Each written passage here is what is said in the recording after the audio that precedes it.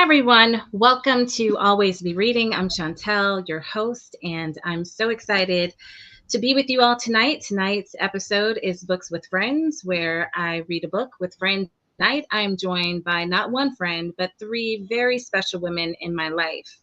We're going to be talking about Chimamanda Adichie Ngozi Adichie's book, Dream Count.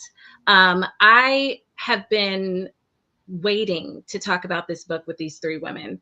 I actually was given a wonderful birthday gift this year by my sister. She took me to see her talk about this book at the Six and I Club in DC, and it was such a treat, and it was a wonderful way to kick off my birthday season. This book has so much to it. We were just talking before the show, and we were like, we are not going to talk about everything in this book tonight. And that's because I just think it's a powerhouse of a story. It is about memory, justice, love, motherhood, and daughterhood, and so much more. And it's the kind of book that actually you read it, and when you get to the end, it's like, no, I have to talk about it. It's a conversation starter. And I am really excited to start this conversation with my sister Cherie and my dear friends Marisa and Eileen. And I want to welcome them to the show tonight so we can get started talking about Dream Count. Welcome, ladies. Thank you for being here. Thank you for You having all are us. looking lovely, and I know you're ready. So we are going to get Ready. right into it. Um, and so I was thinking about like where to start, where to start with this conversation, and I want to start just open up and ask you guys, how did this novel leave you feeling when you got to the end? How did you feel? And I want to say while you're thinking, because I'm gonna give you all some think time, because I did not say this in my interjection. This is a spoiler space. So if you don't want to know, this is not where you should be. We are not holding back. We are digging in and talking about it all. So that is my warning to everybody. Okay. So how were you left feeling? Okay. I feel bad for jumping in first. Okay. No. So you're like, this is a spoiler space. I sometimes spoil things for myself. I'll go and read the last page because I do. I have to, before I'm done. If like something is happening in the book and I'm like, how is this resolving? I will go. And I really felt like I had looked to see, because there like aren't chapters in this book, right? I mean, there are chapters, but it doesn't say what they are. And so I was like, wait, what are the divisions of this book, right? And so it's like each of the four women gets, their story. And then it comes back to Chia at the end. And so when Kadiatu's story ended, I was like, when her chapter ended, I was like, this is, I have questions. And I had questions on all of them. Right. Like, like when Zikora's chapter ended, when Chia's chapter, like everyone's chapter ended, and I still had questions. And so I had to read the last page. And so when she felt relief that there was no case, I was like, is she going to get justice? Like, right? Like, I was just like, is she going to get, and I was still left with questions. And I had to, and then I was reading the author's note. Yeah. And that actually settled me. Like reading the author's note and her saying, I had to imagine, because like her setting up this whole story based on the, what is that? What is that man's name? What is that? The woman from New York who actually. Yeah. Nafia Satu. Like basing it on that. And her saying that, like, I did everything that I could to, like, present that part of the story as close to truth as possible. But then I had to fill in details. And her just saying, her not being in court actually felt like a relief to her. Right.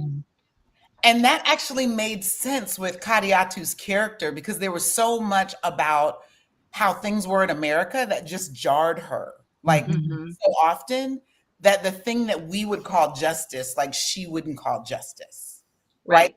Things that we call safe, she didn't call safe. Like Kariatu, you have to give them your bra. And she's like scandalized by walking around with no bra. Kariatu, like you have to tell your story. These people are so invasive. They're invading my privacy, right?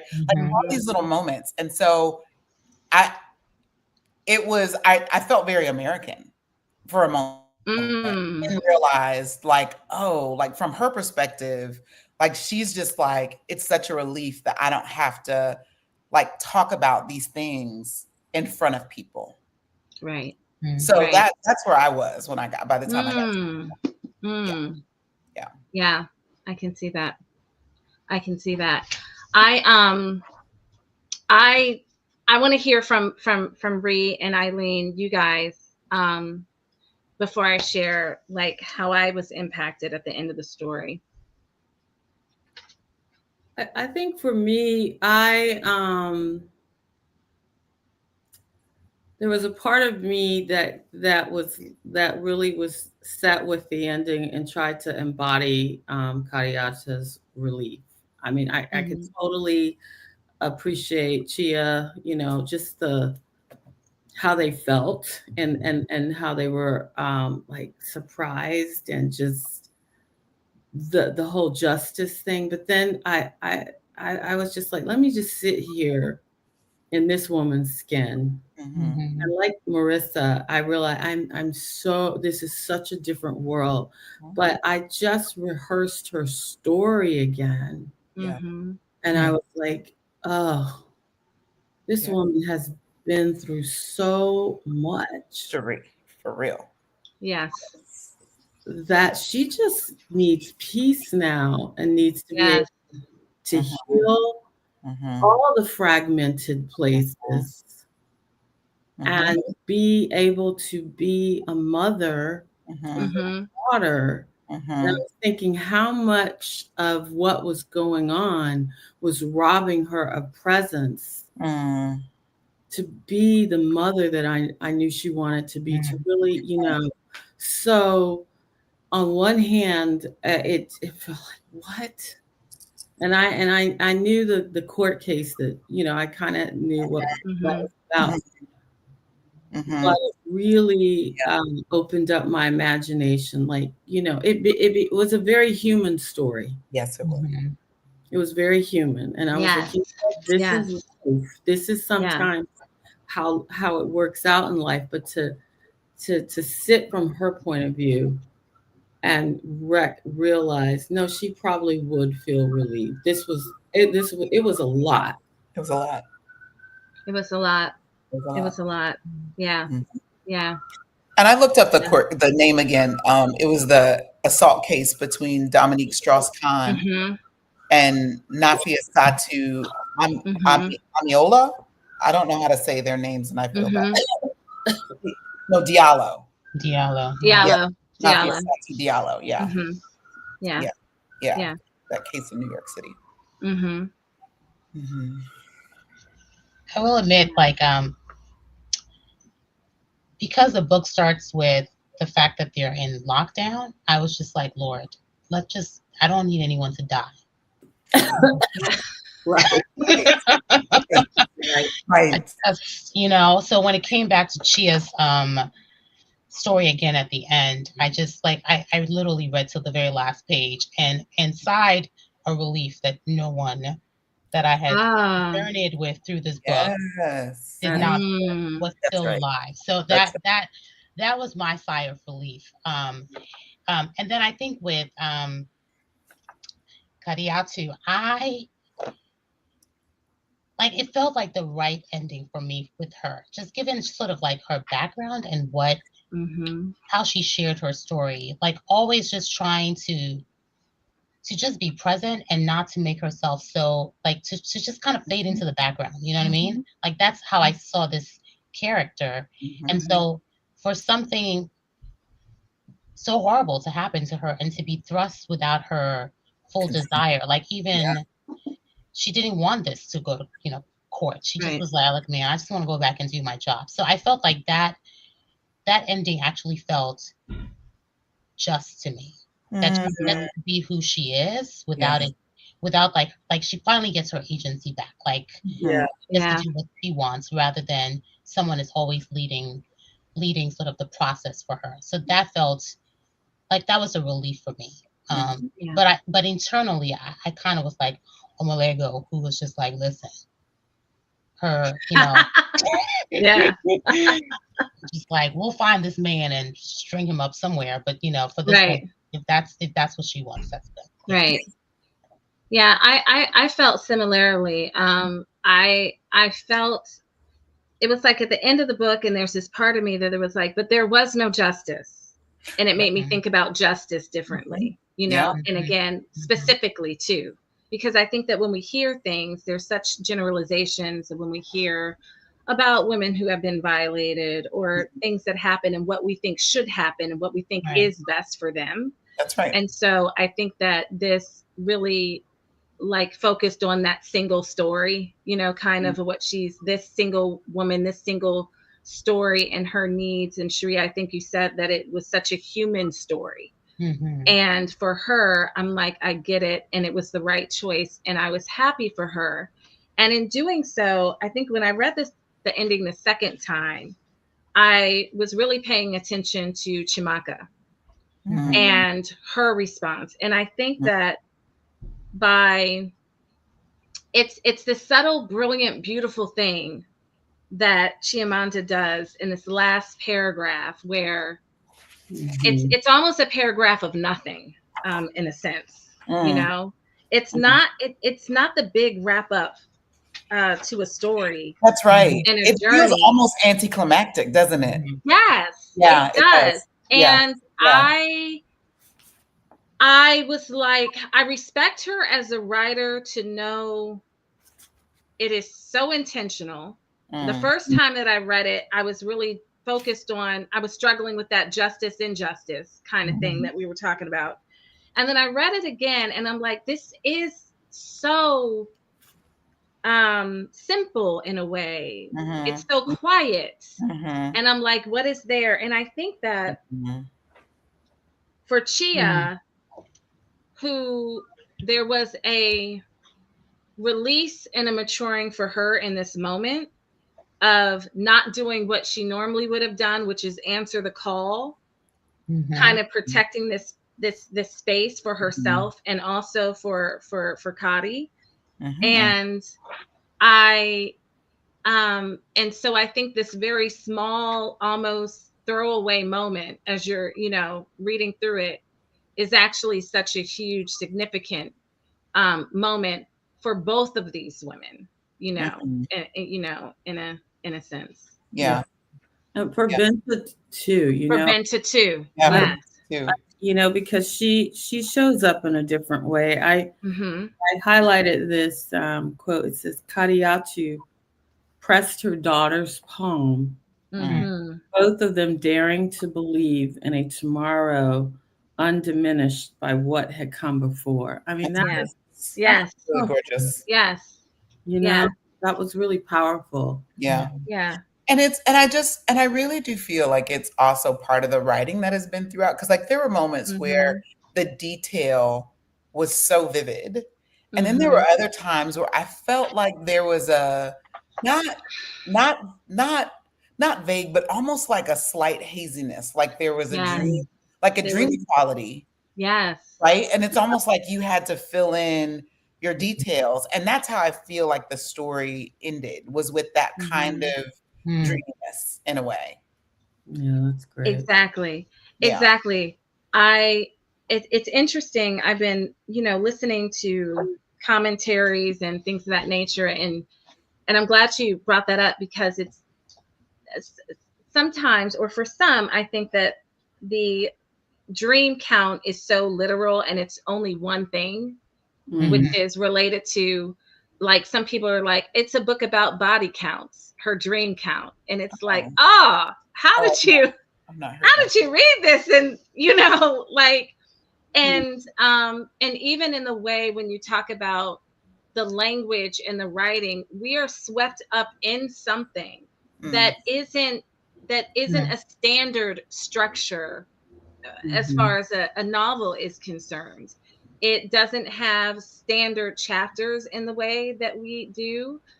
In a lot of sense, it breaks a lot of like your traditional like literary rules, right? Mm-hmm.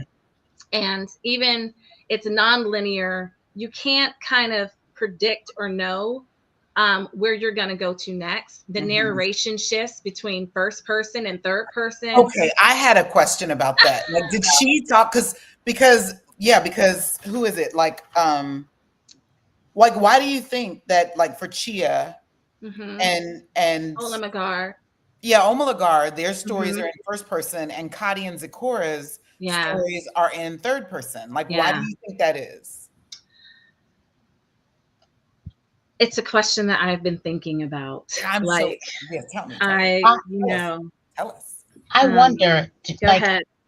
I was just thinking. I feel like both Zikora and Kadi feel like it feels like life is happening to them.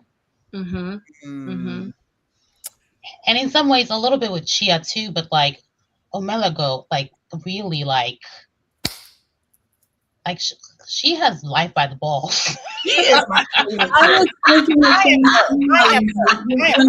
I was thinking the same thing. Like, these women seem very present, very acting with a lot of agency in their life. But it doesn't feel like Chia though.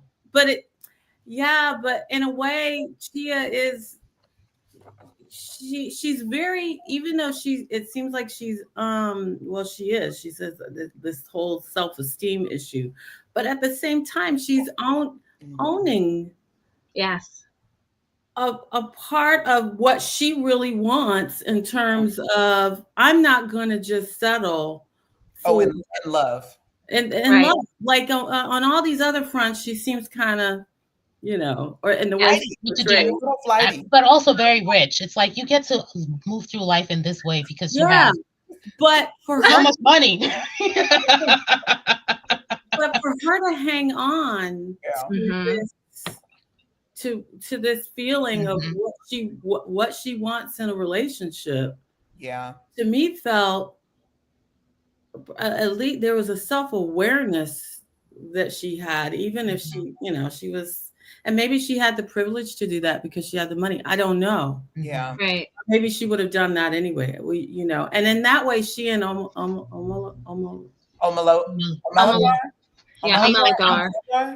are very. They're similar. It's a dissimilar. They're not similar in personality, but they are a little similar in how they're. They're not men. You know. Oh, go ahead, Shani. I think that Chimamanda as the first character, she's kind of like this glue. She's the reason why all the women know each other.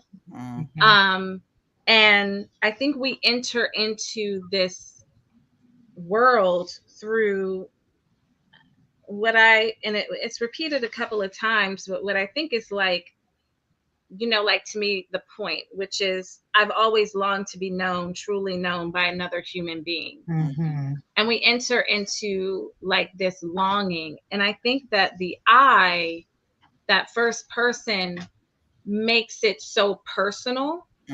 And there's a level of vulnerability and intimacy that she risks doing in her story because there's so much to judge, like as you're reading, like, like girl, like there's so much, but she's so vulnerable. Yeah. And so humanly, I think that, all of the characters, Chimamanda does a great job just writing about humans. That's right. And I think that there is this inside and kind of outside. And I think that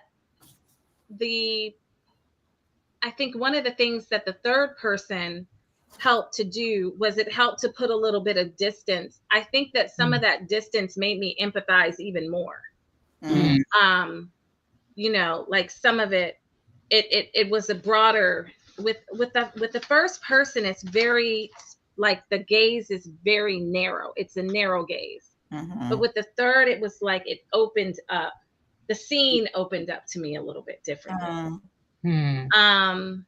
And I was able to have just as much access to like Zikora's mother in that scene as I had Zikora. Yeah. That's powerful. Oh, I see what you're saying, Johnny. I see what you're saying. Yeah,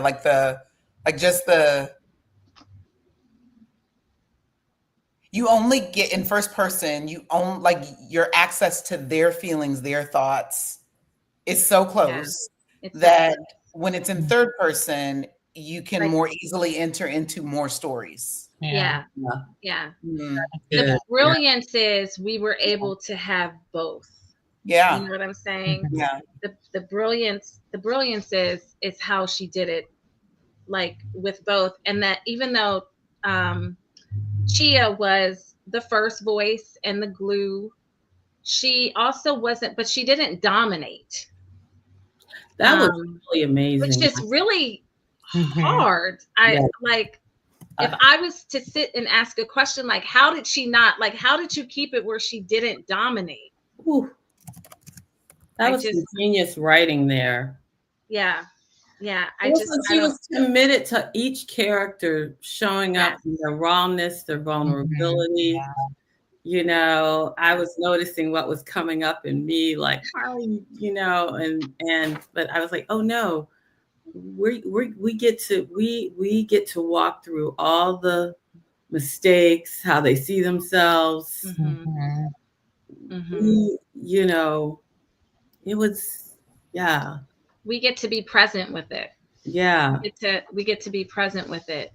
And we weren't asked to judge it or them. Right. Like, we actually were, I think, this is a book about sisterhood friendship, you know, and how we respond to each one of these women and the conversations that we're having in our minds as we're reading them, the places of frustration. I was frustrated by Chia a lot. Like, I was going to say, I judged you. I was frustrated. I did. I'm like, I mean, not as invited to, but I did. I did. But I think what I was noticing about myself as I was responding was like noticing things about myself. Yeah, you know? absolutely. Yeah. Absolutely. Yeah. But I was like, gosh, like get it, you know, with all the things. And in that way, I think that this book has a lot to say to women. Absolutely. Like, it has a lot that she's saying to us as women about our agency, our behavior, you know, our friendships. Because I think that like I was really uncomfortable by just the vitriol between Omologar and Zikora. Like every time they got into it, I just felt uncomfortable. I was like, oh, we need a mediator. Like somebody get a mediator. Yeah. And I feel like, you know, when I would see that though, Marissa, it's like I felt like Zikora wanted to be like, look at me trying to be like very West African. Like, I can't tell if her name is Omelago or Omelagar. Anyway, but I'll say the way I want to say it. Omelago. I'm going to just start the R. But yeah, I felt like Zikora was like she reminded me a lot of myself in some ways, of just kind of like this, like striving to do the right thing and hoping that things will just fall into place, and then being really frustrated when it doesn't, like doing things because you think like this is what is going to actually yield the result that you want. Like you're with this person, he's kind of dirty, you're always at his house cleaning up, but this is what you do because you want to stay. It was just all of those things. Yeah. And sort of like the aunties who are always just sort of like, when are you going to get married? And it's just like, well, you know, be praying for me. Right. So I think for me, there was like a sense of, oh, you're watching this other woman who does not seem to be bothered by any of this at all. And here's the thing. It's not even she doesn't seem to be bothered. She's not bothered. She is not. She's not bothered. Like, and it's confusing. The whole point of like, I mean, y'all know me. I'm in my era right now of just like living life on your own terms.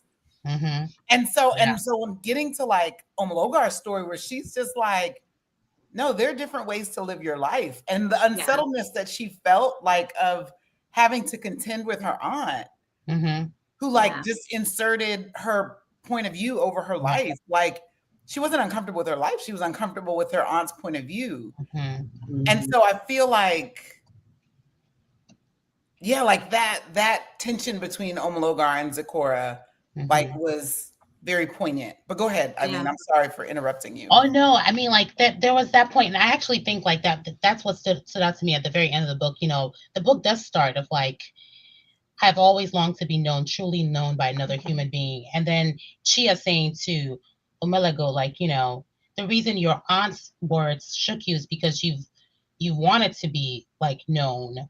Yeah. And she was just sort of like, but I've known you. Like, you know, that sense from her cousin, like, but you have been known. Like, I know you. And so I think that also kind of shifted for me of like, where are the places that I'm feeling like I need to be, like the longing to be known in this very specific way. And yet, like, people know me. That's right. And do I appreciate those like people who know me? That's right.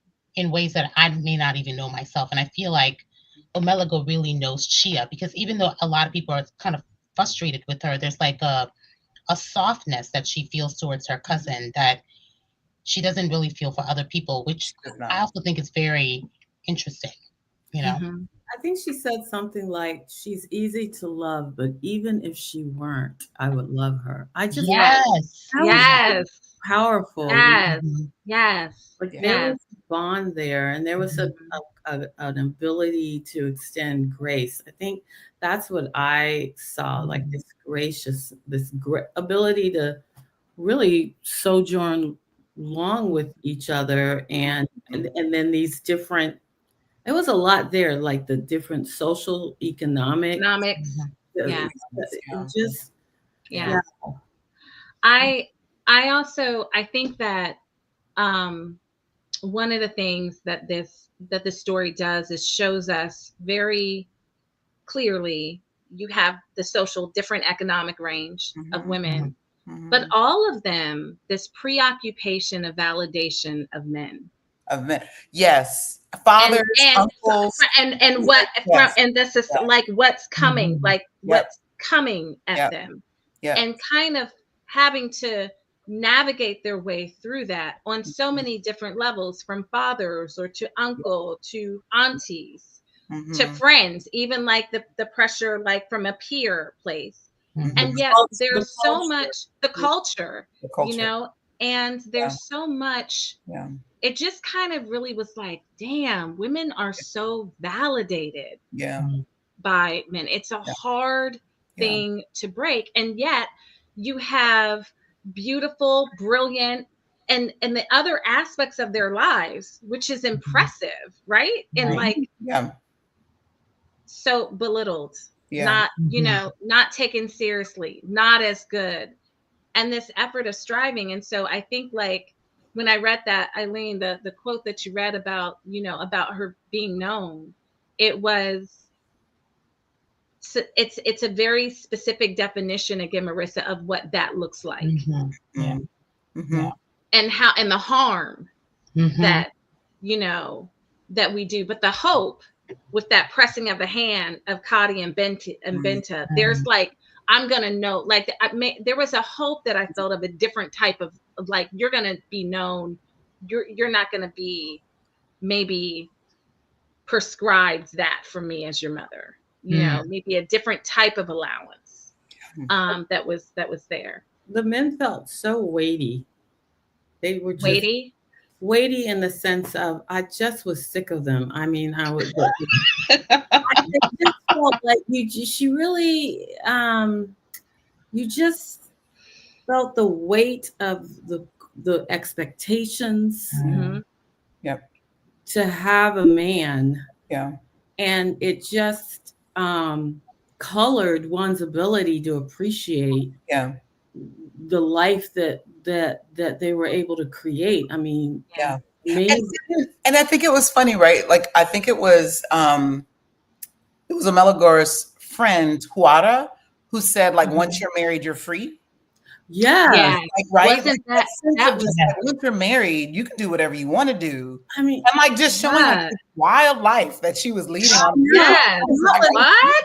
I was like, what is happening? I was so surprised about that. That scene. was very surprising. It felt like I was like, wait, am I in the same book? I know. Same here. And I said, I'm gonna have to like offline ask some questions. Me too. I was like, I don't know if I was so surprised by it. But she was basically like, once you get married, they're off your back. Yeah. And she even said, you know, it's even better to marry and then get divorced. Right. Like, you know what I mean? Like, just to get them off your back about having a man. And I was like, that was wild. So heavy. That's the heaviness. Yeah. Were the men recognizable to you? I just, that is crazy, Monta. Like, I don't know. Were they like, for me, I'm like, do I know that? Like, I think I know caricatures of that. Kwame, I don't even know what to say about. I just wanted to. Kwame was Zikora's boyfriend. Yes, the one who got her pregnant. That's right. Flipped the script on her when she had the baby. Like that, I feel like is the most recognizable character of like people who just like out of the blue, like just and you're like, what in the world happened? Yeah. Like that feels very recognizable to me. Yeah. And I also think the I forget Chia's first boyfriend, the guy who was Darnell. Oh my God.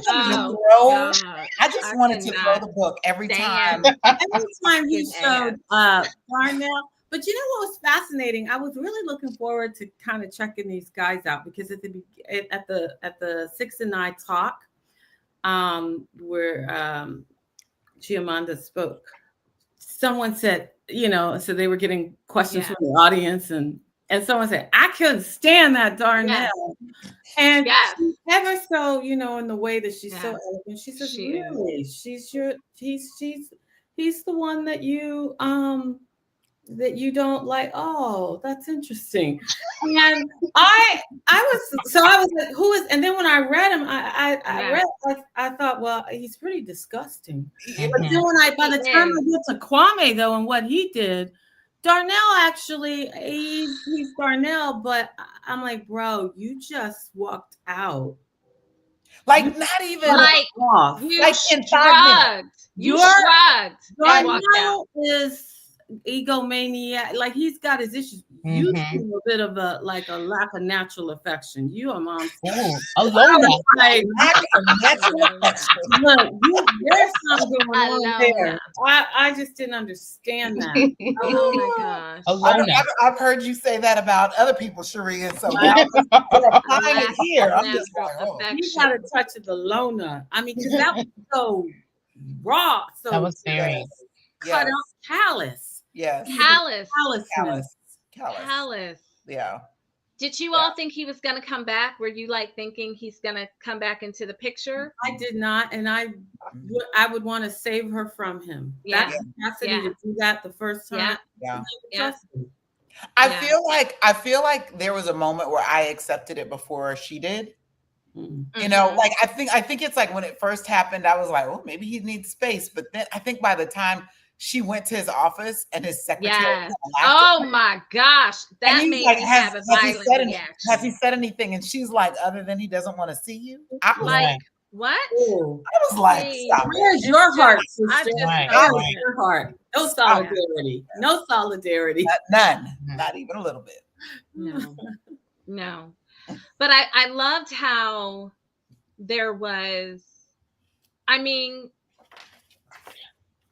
Zikora wanted to be a mother, and she was, you know, she is a high-powered lawyer, go-getter. I have a goal, I accomplish a goal type of personality, you know, and she had a goal, and you know, she tried to accomplish that goal. And I also, because I don't want to take away from her choices, like being kind of, hey, I'm stopping the pill. Like not having, I mean, you're a grown ass woman, you know what I'm saying? And not having more of a concrete conversation.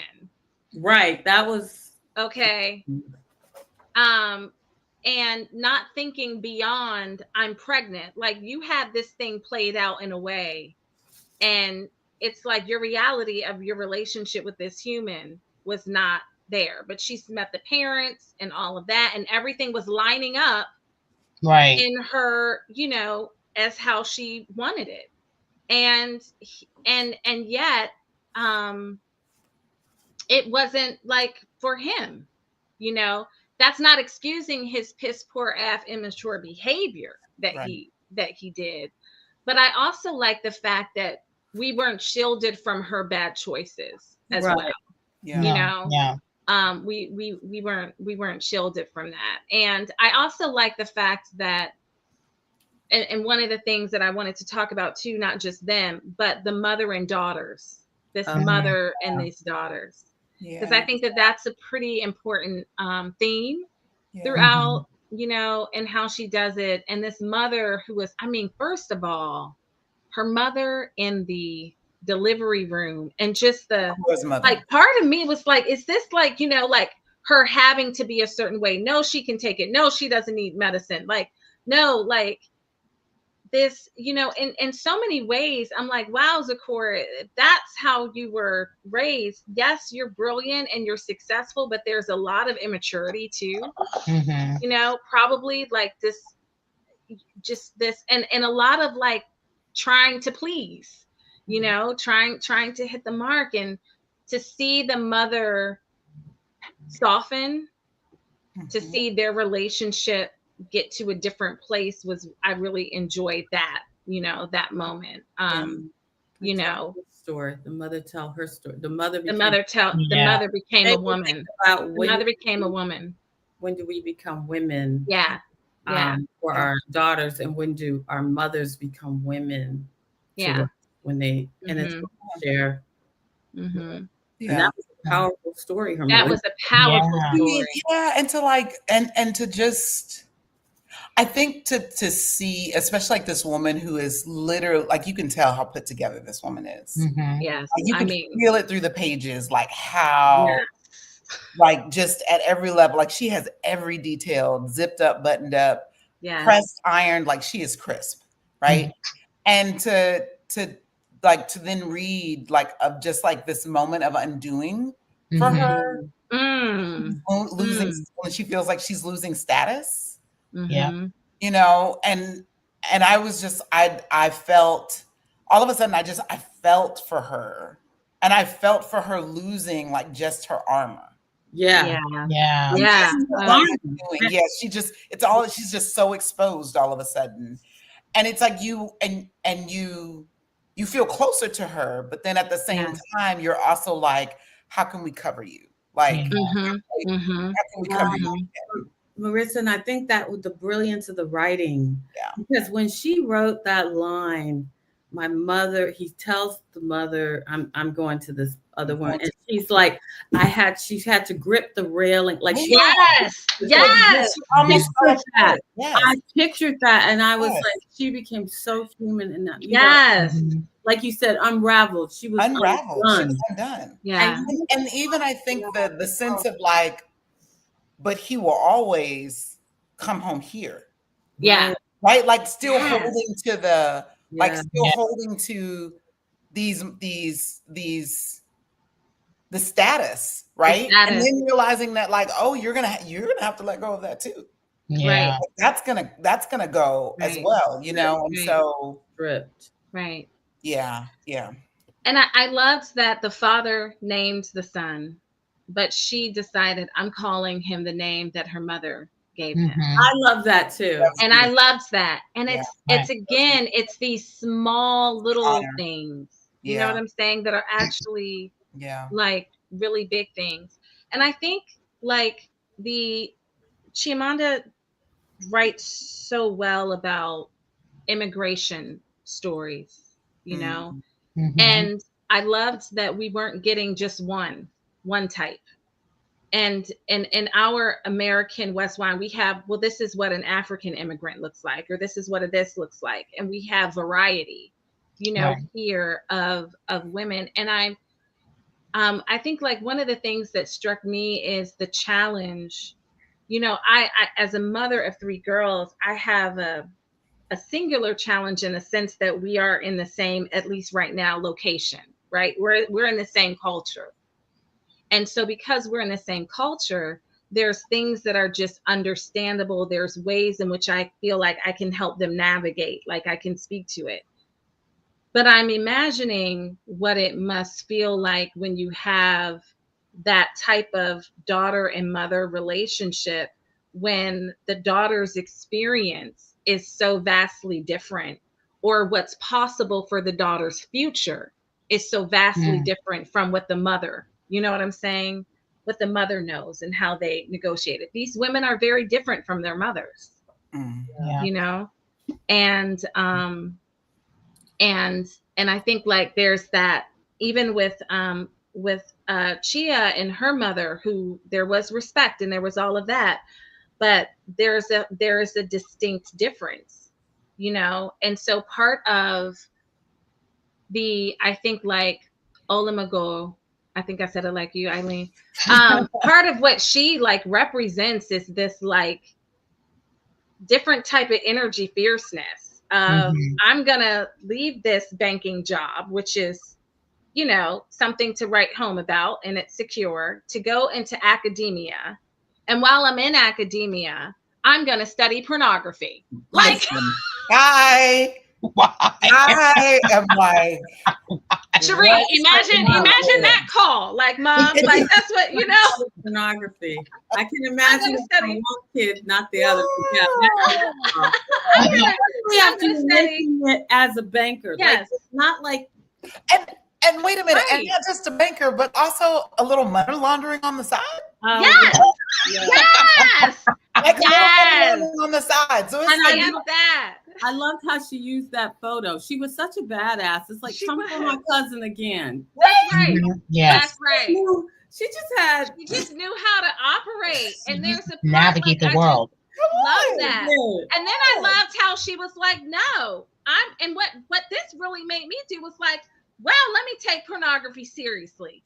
Let me like lean into it. And then her like, dear men, like, I'm wow, on your this side. is great. I'm on your side. I'm on your side. I love that. I'm on your side. That was sheer genius. That was sheer genius. And okay. When you think about the author and that she's a feminist, I mean, this author is the woman who talked about being a feminist. Yes. We should all be feminists. Oh, yeah. I'm like, oh my gosh, the brilliance. The brilliance. I wish this piece would exist in reality. This blog. I need her, like this blog. It's like that was some real help for the men. It was some real help.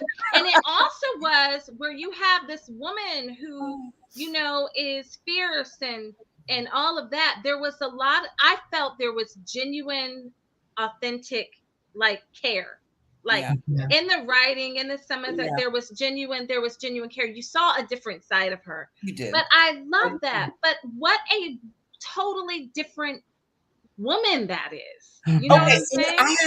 I have a question about her, because I love how much agency, because you mentioned that, Chantel, like just how much agency Melagor has, right? But then there are also these moments of like the way that Kadiatu talked about her falling apart. Yeah. Right? Yeah. And it's just like, and I was just like, how do you make sense of this person who moves through the world with such like fluidness and ease and like, I mean, like the line where she talked about her, she was like, listen, I'm not going to get rid of my cook because he's insulted me.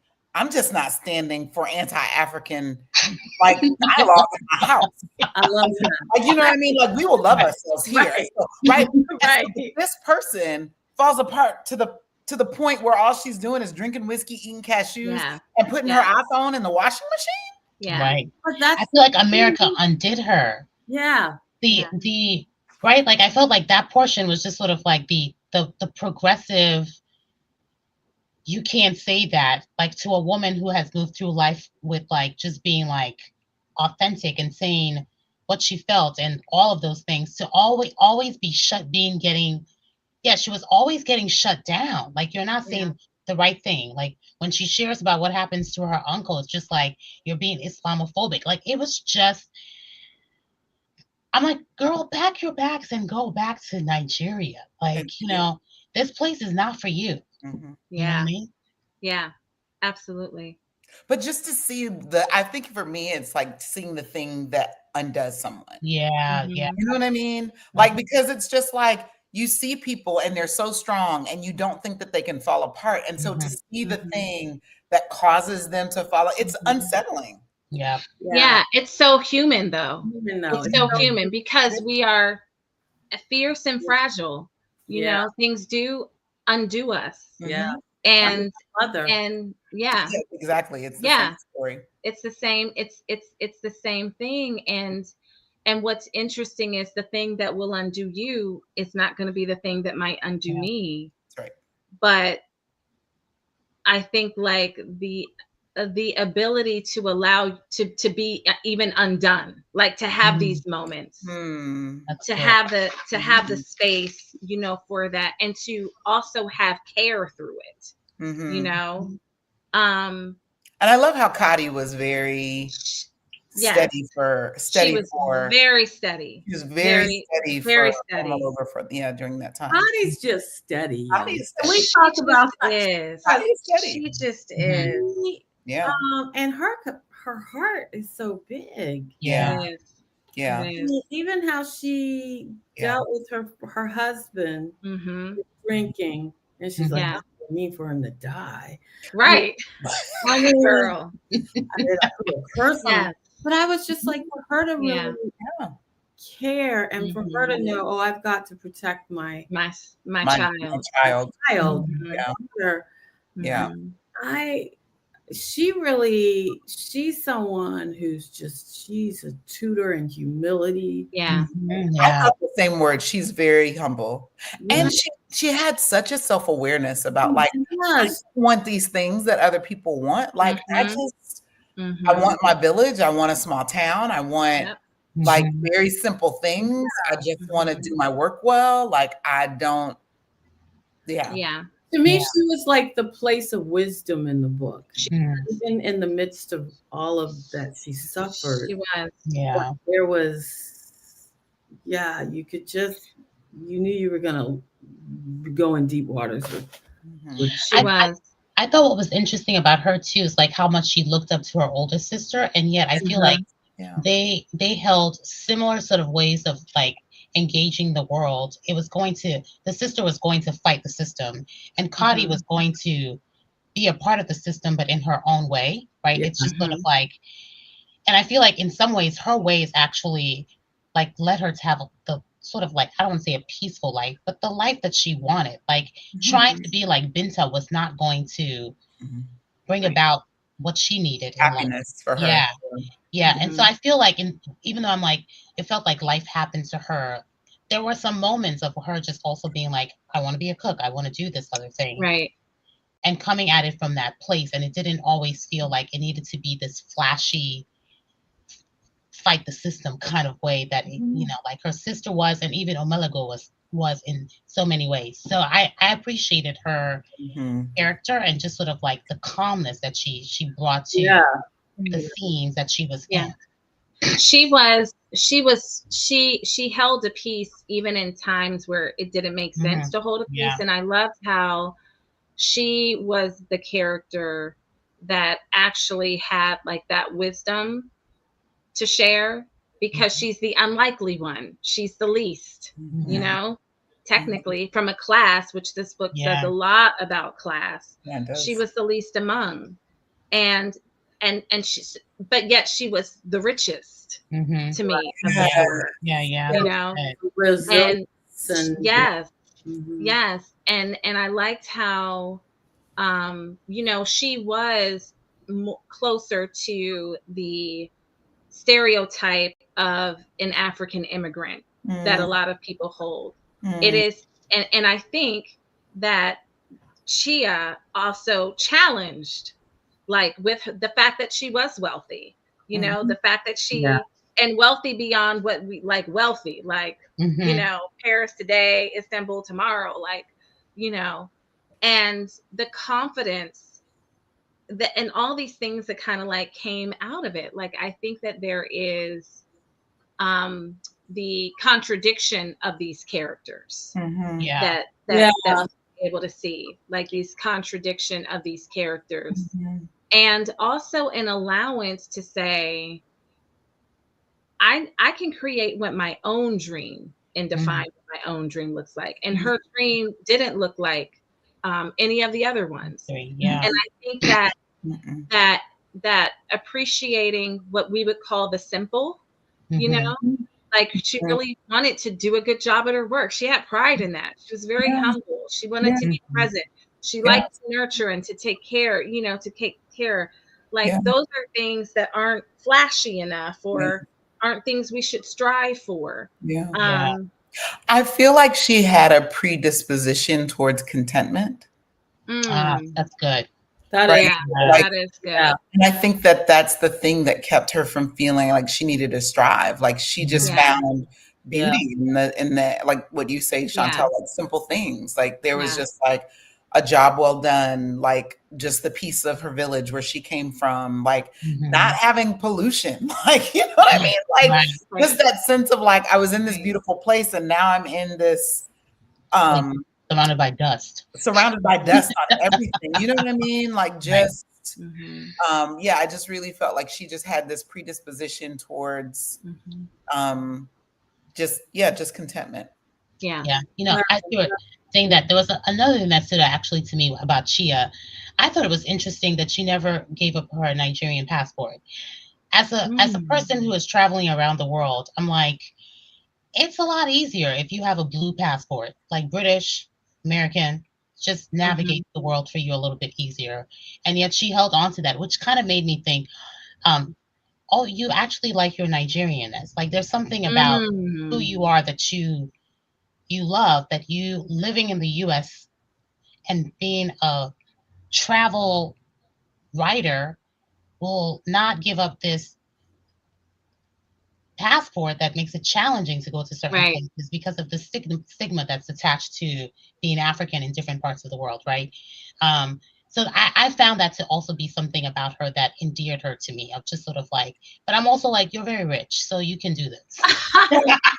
And to your point, though, when she could have had a book deal. Like that had nothing to do with rich, because that was That's right.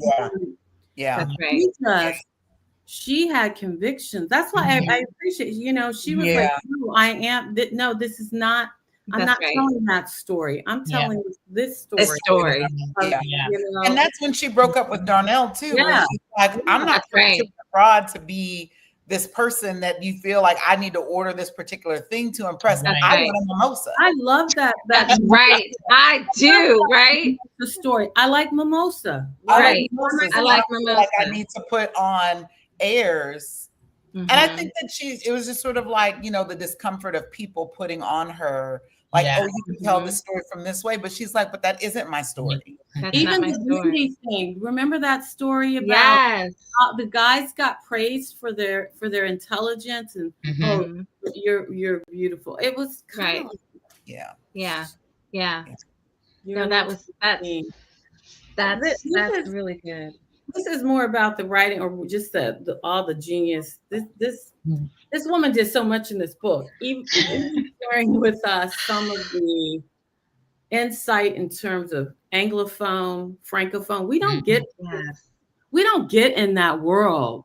But yet she kind of showed that, you know, because I'm sitting here like, oh, I didn't realize, you know, just these different thought patterns, you know. So how Kadiatu is like, not only am I African and American, and then on the pecking order of Africans and American, I'm actually underneath as a Francophone, you know. Right. the pecking order. And even the North and the South in Nigeria. Yes. Yes. Like you yes. that's right. Yes. See all of these different worlds and how you can't how you cannot box people in, like, you know. Yeah. And then the other thing of these other characters that were around, the migrants, the servants, the ladies peeing in the jar for these other ladies. Yes. Right? Yes. Other ladies. So these other ladies are pursuing a dream. And I almost was like, yeah, whose dreams didn't count? Yeah. Whose it was really like the whole underworld, you know. Please pee for me. Exactly. Exactly. I loved how there's a way to make money doing anything, you guys. There is. You know, just in case we might need a testing center. Just hanging out by the restroom. There's money to be had here. You know, you realize that this is a viable career. Clean piss. Oh my gosh. This novel it's classified as historical fiction, and some people like really struggle with like why is it classified as historical fiction? And I think that she does do it in a way, it's not in your face. It's not like it's such and such date, but she paints there's this backdrop of COVID, and we know where that time is, right? Because we're getting this book just a few years out from it, you know, for us especially.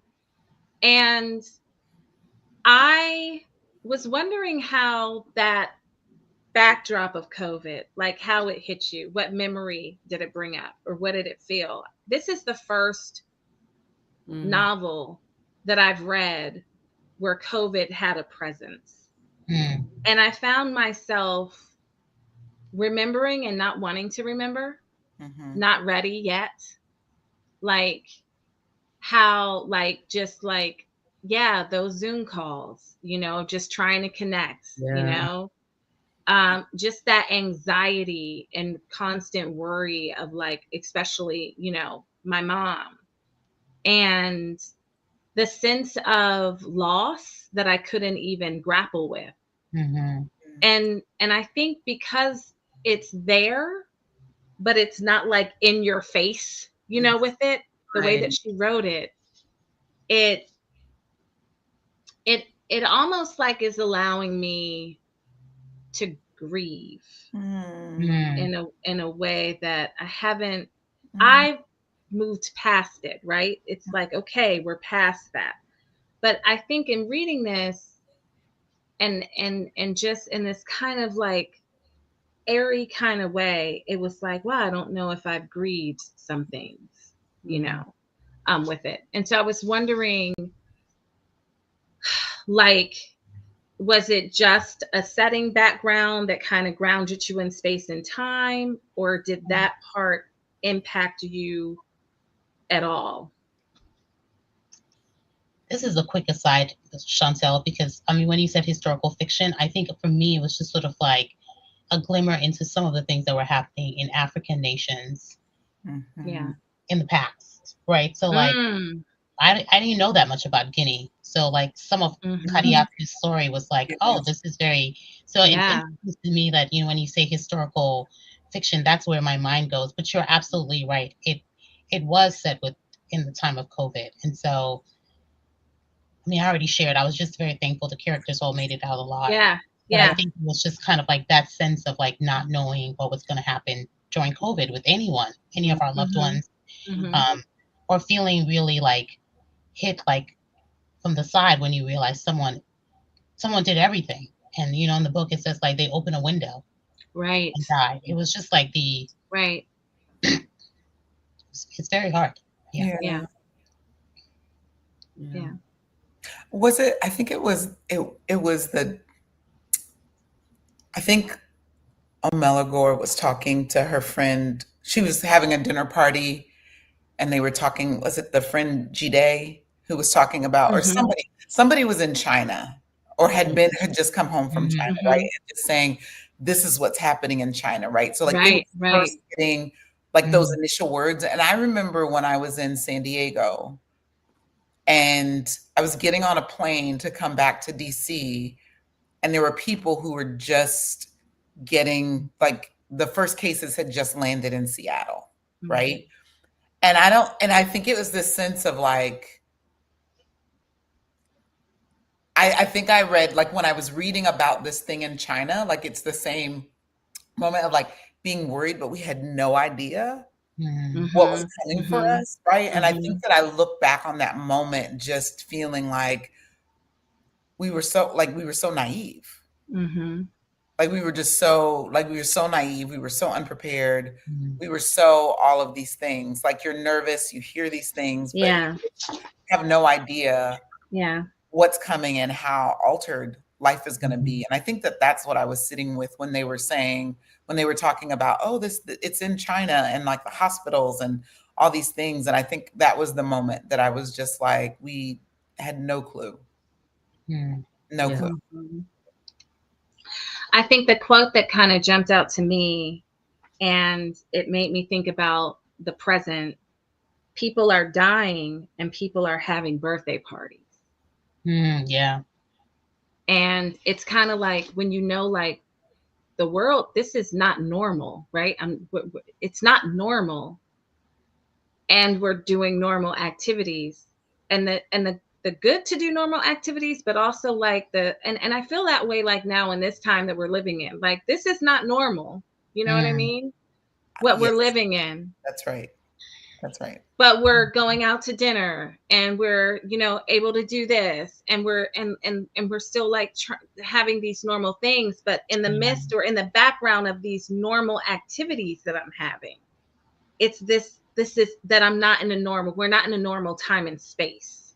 I think surreal is I think Marisa, surreal. Yes. Word, and it makes me think about the word dream again. Like, we're in a dream. Like back then, and it was almost like, as because you could get caught up in all the stories and forget the backdrop is COVID, and then all of a sudden, something would remind you, oh yeah, COVID is this backdrop.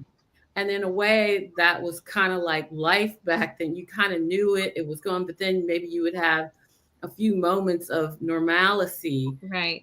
It was like a dream. And I feel like even this time here, like almost, and when I say dream, like almost a dream nightmare. Like this feels like, when are we going to wake up from this? I was telling someone today, like there's a part of me that's like, when are we going to wake up? From what we're doing, what we're living through right now, and in a way that sense of with this backdrop of COVID, which her brilliance of having that as the backdrop, but it never felt like it was one of the characters. No, exactly. It would just it would come in and out. It was Yeah. She has such disciplined restraint to me as a writer, where she, she just has such, even for Chia not to over take the narrative, just such disciplined restraint. And because she has such disciplined restraint, there's just such bounty for us as readers. I think that there's just such bounty because of her restraint. Oh my goodness. You guys, this has been so good. Thank you guys so much for saying yes and reading this book and having this conversation. I needed to talk about this. Actually, I feel like we have to have another conversation. We do. I need a whole hour just for Amela Gore. I do. Like, just for her.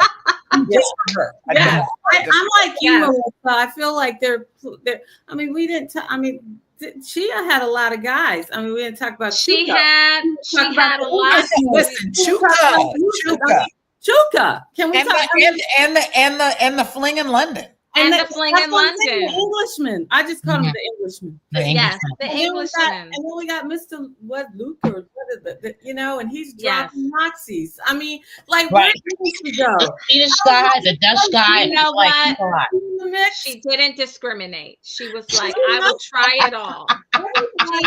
She is the type that will, like, girl, you will try it all. Everyone gets a chance here. Mm-hmm. Yeah, no, wow. It was really well. We do that her body count as really her dream count. Her dream count. Her dream count. Oh, yes. Yeah.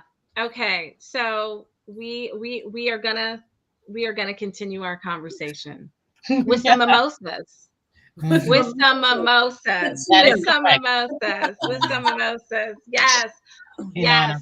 Whiskey in honor of Meligo. Yeah. There you go. And some cashews. and some cashews. Yes. Yes. Listen, Cottie's food sounded good. I was like, I mean, it really did.